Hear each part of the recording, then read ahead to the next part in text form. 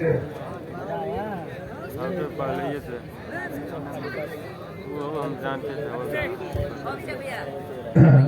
अखिल भारतीय यादव महासभा शताब्दी समारोह एवं सम्मेलन के उद्घाटन करता his excellency the governor of Sikkim मंचासीन इस शताब्दी समारोह सम्मेलन से जुड़े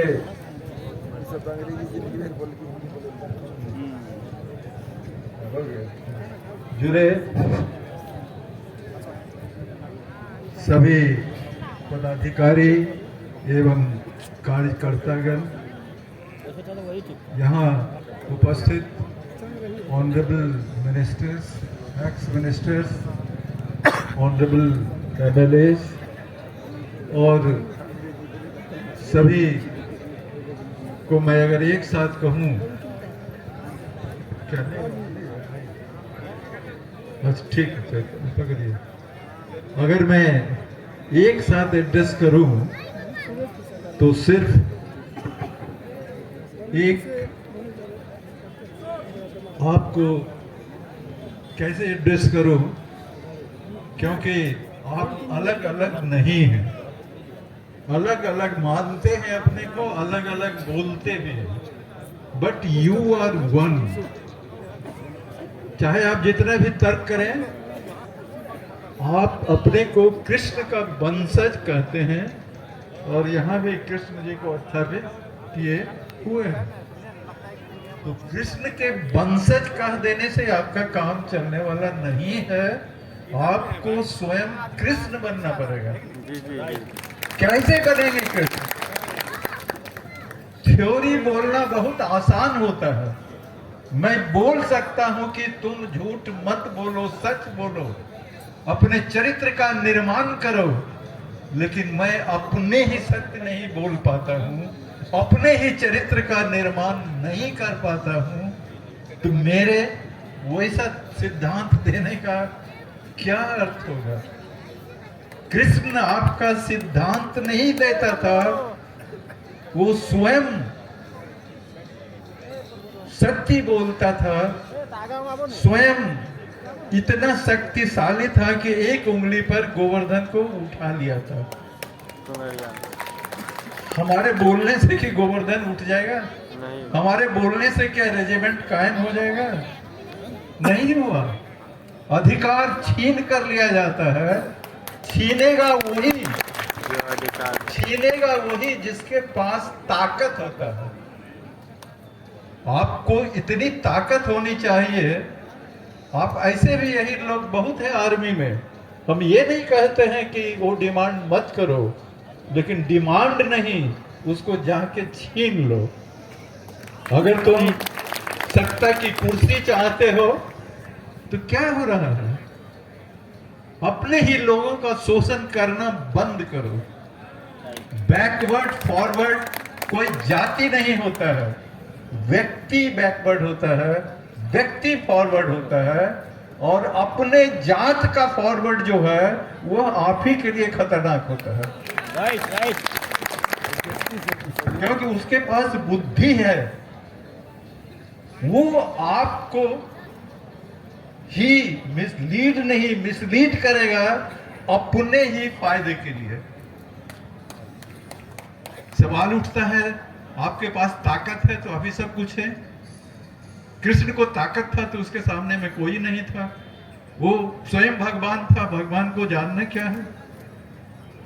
तो सिर्फ जोश करने से आपको काम नहीं चलेगा, होश की ज्यादा आवश्यकता है। आप होश में रहकर काम करें। तो संक्षेप में बात यही है कि सवाल उठता है कि कल जो आप एक कम्युनिटी को कर रहे हैं वो तो सत्ता में है। आप कभी बैकवर्ड फॉरवर्ड की लड़ाई करते हैं तो बिहार में तो 27 साल से बैकवर्ड की ही सरकार है। अगर आप बैकवर्ड हैं, आपको क्या क्या मिल गया? आपको आवश्यकता क्या है? शिक्षा की। एक ही शिक्षा है। It is only education which can bring transformation in you, your family and your cast. जिनको शिक्षा है वो आज गवर्नर भी बने हुए हैं आपके जात से, जिन्होंने हासिल किया वो चीफ जस्टिस भी बने हुए हैं, सेक्रेटरी भी बने हुए, ब्रिगेडियर भी बने हुए हैं, बहुत बड़े बड़े पोस्ट पर हैं। ऐसी बात नहीं है कि नहीं है, लेकिन उन्होंने शिक्षा ग्रहण की। तो सब जोर दीजिए शिक्षा पर। आप दौड़ना शुरू कीजिए, सबसे आगे निकलिए तो सिपाही में आपका सिलेक्शन होना ही होना है। आप आईएएस का एग्जाम दीजिए, if you are so intelligent definitely. तो मैं उस पर विश्वास नहीं करता हूं कि मैं, लेकिन आप खुद है, you are yourself god, you are yourself Krishna. बाहर कुछ नहीं है, आपके अंदर जो है ट्रुथ है, honesty is the only policy.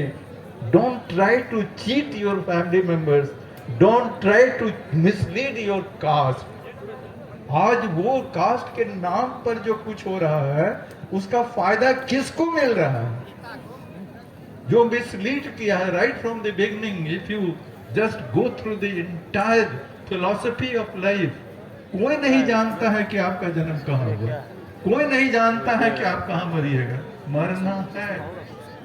मैंने अभी कहा था the nature will change you, लेकिन अपना कैपेसिटी बढ़ाओ। पहले अपने में विकास करो। जब तुम बलवान होगे तभी न डूबने वाले को, जब तुमको तैरना आएगा तभी न डूबने वाले को बचाओगे। यू डोंट नो स्विमिंग और हमको सिखा रहे हो कि हम स्विमिंग डूबते हुए को बचा दे। तो संक्षेप में बहुत बड़ी बात नहीं है, ज्यादा बोलने की भी चीज नहीं है। एक व्यक्ति पूरे विश्व को बदल देता है। कृष्ण ने जैसे बदला था, राम ने जैसे, जो भी वो व्यक्ति, तो तुम में आप पे ताकत है। लेकिन जाति का, अभी जाति आधारित politics is most dangerous, I tell you. ये पूरा विश्व आपका है, पूरा देश आपका है, पूरा लोग आपका है। You are the protector of society, क्योंकि आप कृष्ण के वंशज हैं। कृष्ण ने गोवर्धन सिर्फ यादवों के लिए उठाया था क्या? नहीं, कृष्ण ने गोवर्धन उठाया था सबके लिए। आज सब अनप्रोटेक्टेड है। आज भी आप ही काफी बलवान है। आपको सभी मनुष्य का जाति कोई कॉन्सेप्ट नहीं है, इसको गलत बताया गया है। अभी तो कॉन्स्टिट्यूशन में जाति का, अभी कोई जात का कॉन्स्टिट्यूशनल कास्ट है, सब SC ST कॉन्स्टिट्यूशन में है एंड OBC है। अब कोई ऐसा नहीं है, और किसी जात करके हिस्ट्री नहीं है। History of their is only one cast, वो यादव का है। महाभारत काल से यादव शब्द यूज हुआ। खैर, इतिहास पढ़ने से कोई जरूरत नहीं है। आप अभी ही, इतिहास आज भी है, क्योंकि इतिहास को भी हम प्रेजेंट काल में ही जानते हैं। इसलिए वर्तमान काल इंपॉर्टेंट है, भूतकाल इंपॉर्टेंट नहीं है। और भूतकाल, भविष्य काल की हम कल्पना कर सकते हैं और भूतकाल को हम याद कर सकते हैं।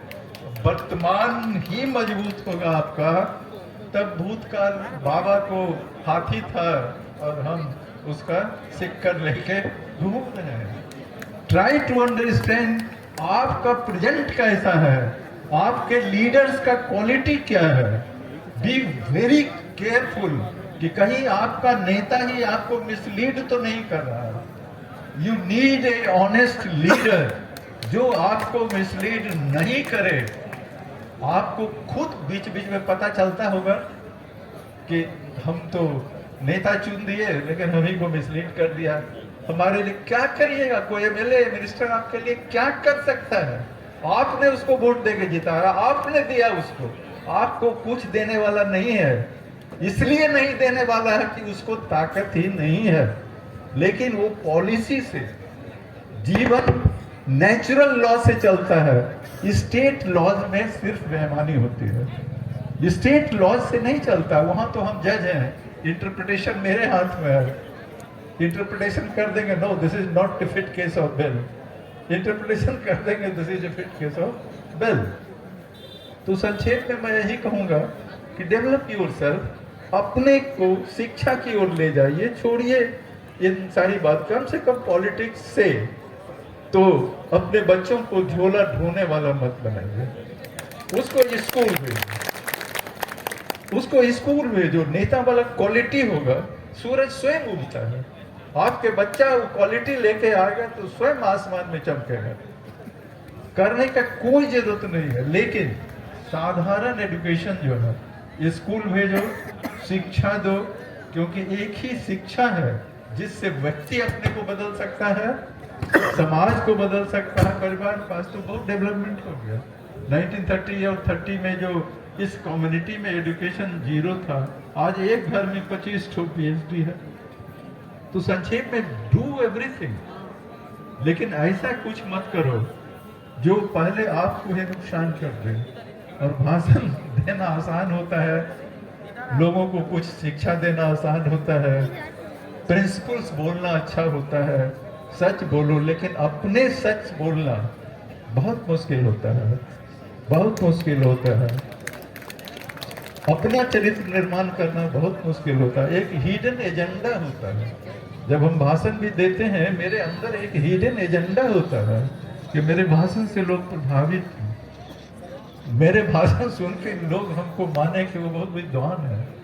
ये थिंकिंग तक को भी निकाल के फेंक देना पड़ेगा आपको। आप काम करिए, आप तो नहीं चाहिए, मास इंटरेस्ट के लिए जो काम करता है उसी को सब चीज मिलता है, और सेल्फ इंटरेस्ट के लिए जो बाहर निकलता है उसको आज तक कुछ नहीं मिला है।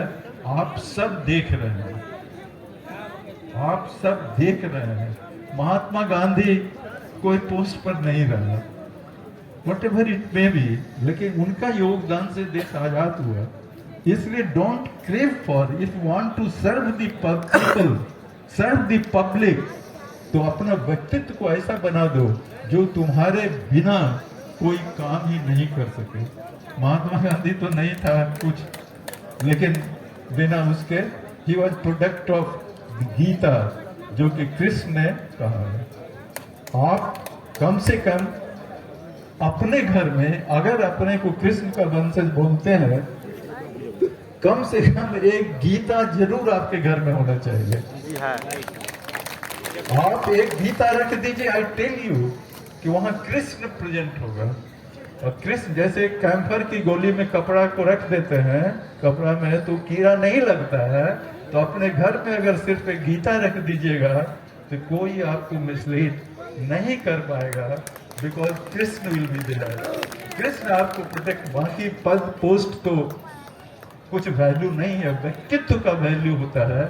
एक आदमी अपने व्यक्तित्व से सेवा करता है, दूसरा पोस्ट चाहता है, दूसरा पद से चाहता है, लेकिन अपने व्यक्तित्व से आप देश की सेवा करें, सब मिलेगा। सब आप इतिहास में पढ़ के देखिए, आप ही सब हैं।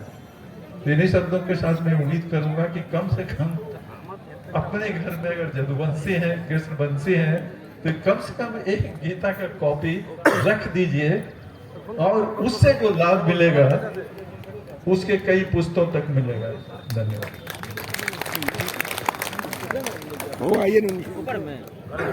न्यायमूर्ति राजेंद्र प्रसाद साहब को बहुत बहुत धन्यवाद। बहुत स्कॉलरली उन्होंने लेक्चर दिया है, आप सबों ने तालियां भी बजाई हैं। अब मैं अनुरोध करूंगा